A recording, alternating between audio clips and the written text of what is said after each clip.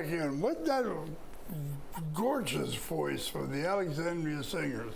My next guest is Lynn Keefe, who is the director of our general services, and I know that Lynn has a lot to tell us. Good morning, Lynn. Good morning. It's so nice to see you here this morning. Thank you. Good to be here. I just talked to Pamela Sutton about her responsibilities, and speaking of responsibilities, you have a huge one, taking care of the maintenance of this total campus. So what do we have new today? Well, and we have a great team that helps get that done. Everybody really working together, both in our team and with all of the other departments.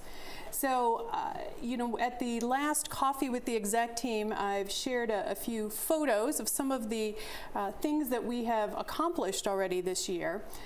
The art wall, I shared some pictures of the guest suite refresh, the floors in the Garden Ridge elevator, and we are going to be bringing those same floors now that we've tested them for durability and wear, and we're going to be bringing those here to independent living as the standard. That's exciting. So if you've not seen those, either the pictures or the floors, swing by Garden Ridge and look down when you're in the elevator.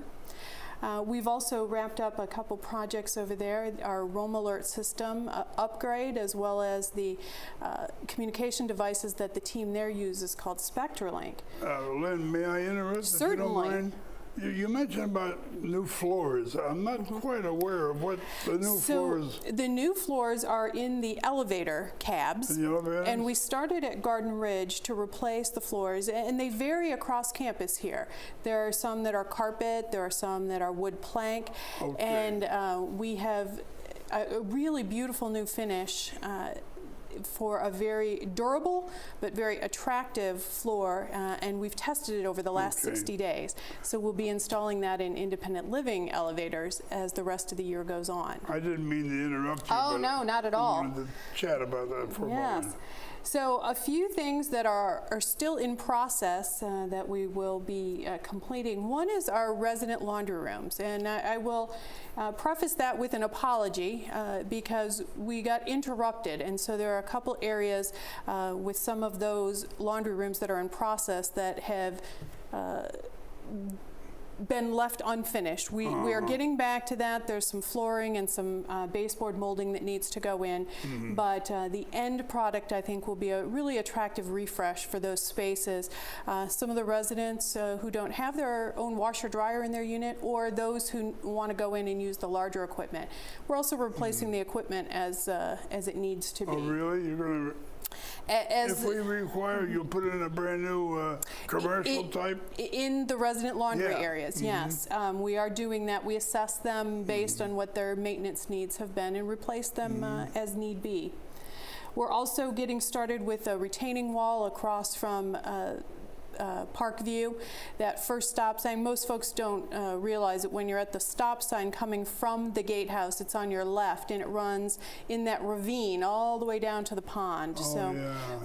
There'll be some work there. We've continued with the insulation project. I must say, though, the weather that we've had the last month or so has been very challenging. I think I've exhausted my prayers for good weather. You know, we held out through the winter, but this rain has slowed that roof work. It certainly has, yeah. We're very close to finishing at Forest View, which will be the completion of Neighborhood 2. We've already finished Neighborhood 3, and then they'll be moving on to Neighborhood 1 to finish that project. I know I've had some folks who have asked me about the trailers that are right next to Parkview, and those have been our temporary boilers. If you've not seen them, look quick. They're being removed today. We had some boiler failures there that required us to bring in that temporary equipment in order to get through. We ran on the new boilers trouble-free for this past weekend, and so the temporary boilers are being removed today. So we're back in business. Back in business, and we're pleased to say that except for those trailers being an obvious addition, it did not interrupt our service, either in the dining rooms or to residents. That's very important. It's very important. And you know, that really makes our work all the more challenging. Anytime we have to repair, we want as little interruption as possible. A few things that are coming up, of course, these are weather dependent as well. So while we put a schedule together, if the weather doesn't cooperate, that gets delayed. But beginning next Tuesday, after the Memorial Day holiday, we'll begin gutter cleaning, building by building. Oh, yeah. Communication will go out on Channel 6 as well as bulletin boards, and any impact to residents, they'll be made aware. We're also a project that folks are eager. If you have a patio with an awning, I shared pictures last week at the Coffee with the Exec team of the before and after. We've tried out several vendors. We will be cleaning all awnings, and residents will begin receiving communication this week to let them know what to expect, when it will occur, and how to prepare for. And there's also a few repairs that need to be made as well. Back to the awnings. Will this be done with a chemical?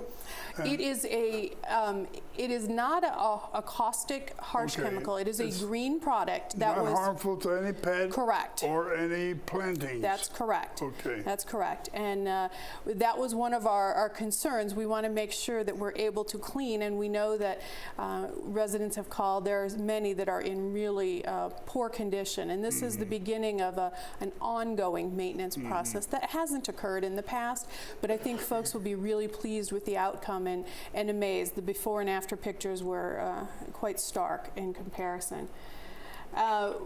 We also are in the process with replacing Neighborhood 2 signage. That bid process has taken a little longer than we would like, but we have also awarded the contract for the automated doors in the resident buildings. We proceed according to a priority that was established by the resident committees.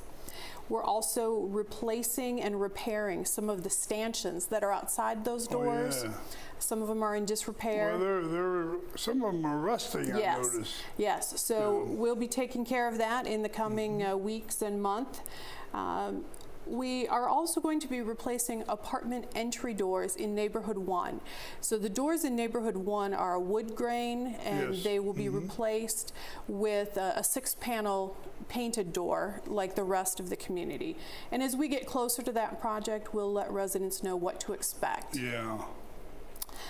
One of the other items that residents, particularly if you park in these areas, are excited, I think, or at least eager to have it done, parking deck repair.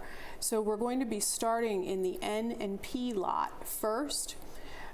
This will occur in the next 3 to 4 weeks. We'll be communicating well ahead of time to let folks know if you park there, what to expect. If you need to move, we'll provide alternate parking. From there, we will go to the KLM parking deck and make repairs there. We want to make sure that we can get the work done and that we protect property and also make sure that it's safe. I do notice, I'm an L, and I do notice that there are leaks coming down from above. So we had thought we could accomplish the work last fall. Unfortunately, we found that there was more extensive work that needed to be done, and that's why it hasn't occurred until now. It was something we couldn't accomplish before the winter. You are just full of great Well, you know, it's a big information. team, and this is a big place. Yeah. 2.5 million square feet and 60 acres. We are that's that a lot. large. 2.5. Yes. Wow. So it's a lot. Some folks, I don't know if you have had a chance to ride the new bus when it was here for a short time. I have not. Okay, well, you're in for a treat. We hope that it will be back with us in another week or so. It's back at the vendor receiving some customization. This bus is really ideal because it is a low-floor bus, so when it comes around, it doesn't have to kneel like the other buses. It's already low. It has a ramp that is smooth operation, and there are no steps. It has large windows, so it's ideal if we take it on a special trip as well. The seating is flexible, so if we need to accommodate wheelchairs or EMVs that have tie downs, we can fold up some of the seats and accommodate.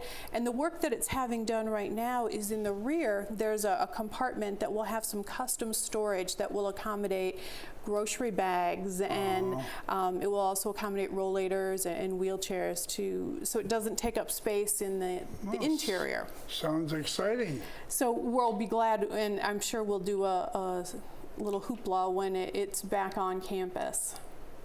We also have some other work that's going to occur, our annual concrete work, some asphalt paving, and with that, some crosswalk painting.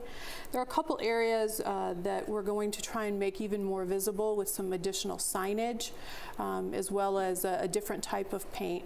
And I'm sure that the work that you all are going to be doing will not interrupt traffic flow. We will do our darndest to make sure that that doesn't occur, but I would also remind everyone, speed limit is 15. Please proceed with caution, and always be alert, because we have a lot of people moving about campus. Well, Lynn, we have about a minute left to go, my dear. Well, with that, I would say we have a taxi voucher program coming. I'll give you a little tease. The program already exists, but there's going to be more information in the next issue of The Villager. Could you repeat what? A taxi voucher program. Taxi voucher. So, you know, during the weekdays, you can call upon our sedan service, but say you're out and about after hours and you need transportation back to campus, you can utilize the voucher system and it will be billed to you. So you don't have to handle that. Very convenient. Look for an article in the next edition of The Villager. It will explain it in great detail. Villager. The Villager, yes. Well, you have really, we could have spent another hour on. Well, I could probably fill that time, but I know we're out of time now. Well, I thank you very much. I do see in our cubby that we have a new executive director coming in. We do. Chandra Kumar, who's currently our interim administrator at Garden Ridge, and she will start as our new ED on June the 13th. So we're excited to have her on board. Great. Lynn Keith, thank you ever so much for all the information you have given us. You're very welcome. And now I'm going to turn over to the control room for another update, if you will.